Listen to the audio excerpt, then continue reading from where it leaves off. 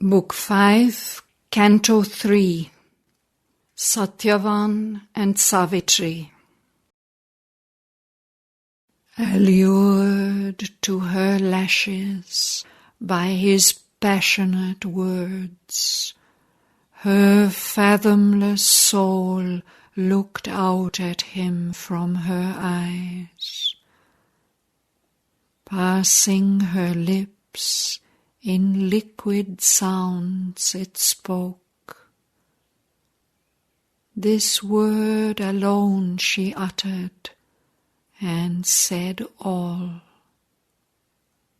O Shraddhavan, I have heard thee, and I know that thou and only thou art he.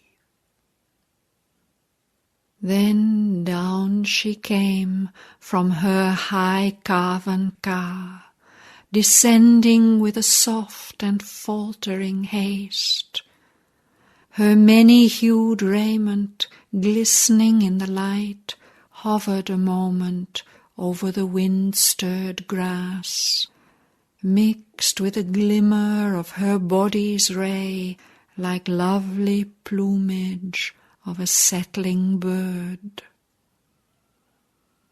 Her gleaming feet upon the green gold sward scattered a memory of wandering beams, and lightly pressed the unspoken desire of earth, cherished in her too brief passing by the soil.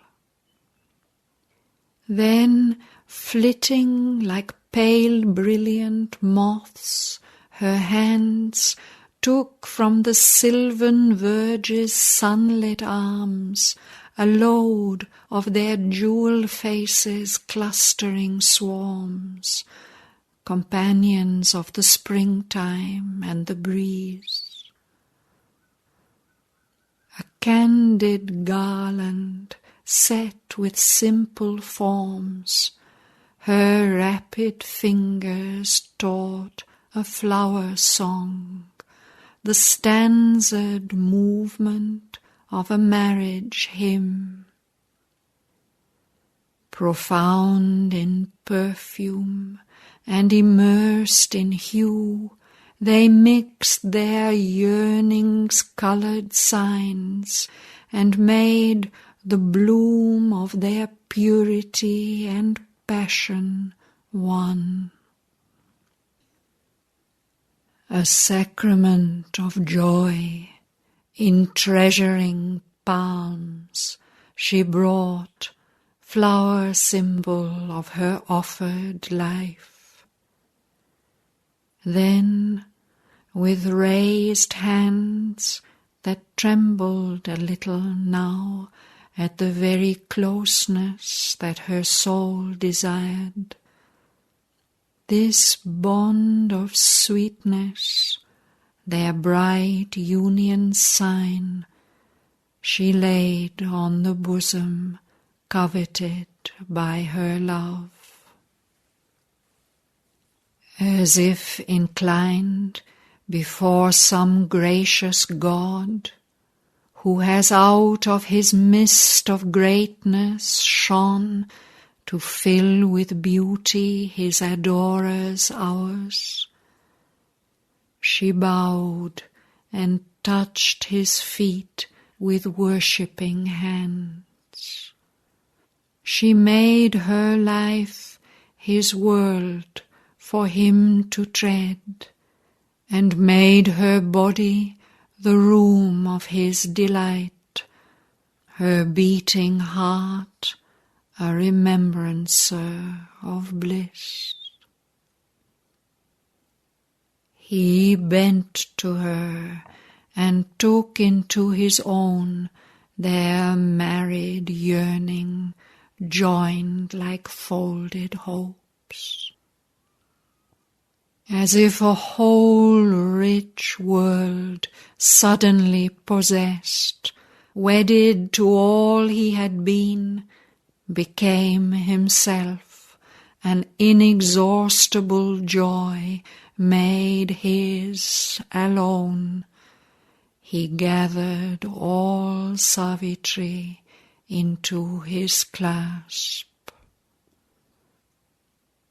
Around her his embrace became the sign of a locked closeness through slow, intimate years, a first sweet summary of delight to come, one brevity intense of all long life.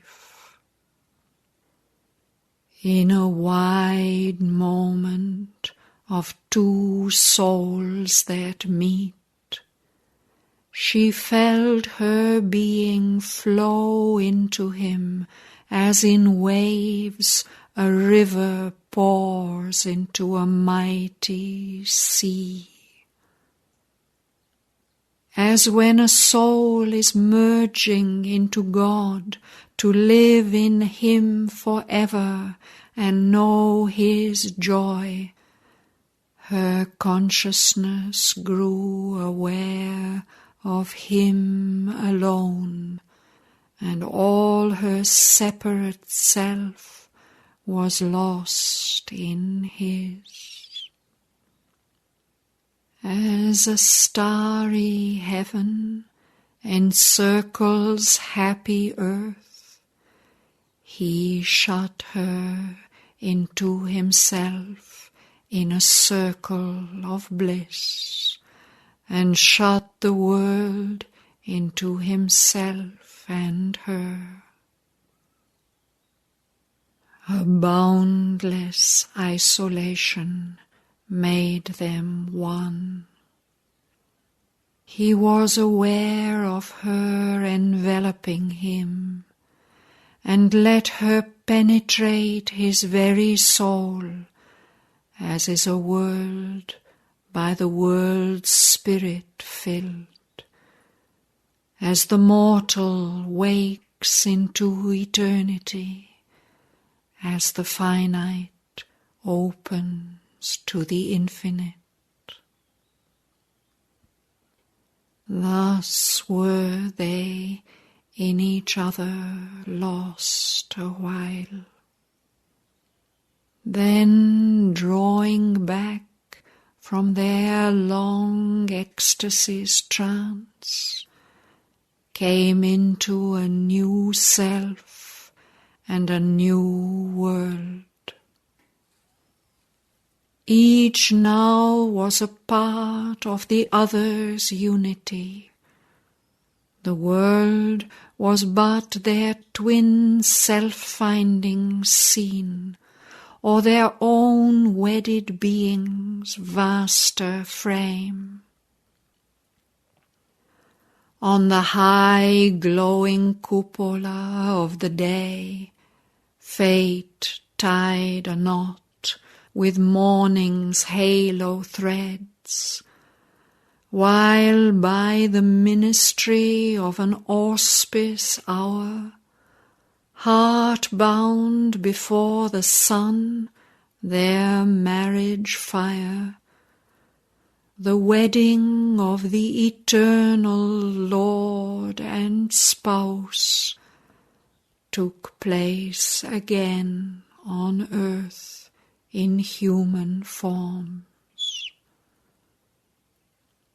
In a new act of the drama of the world, the united two began a greater age.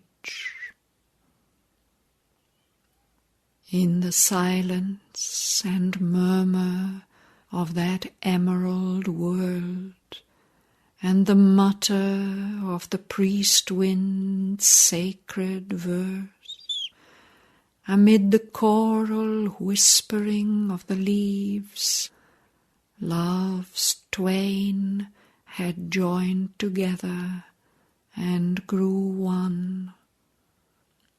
The natural miracle was wrought once more.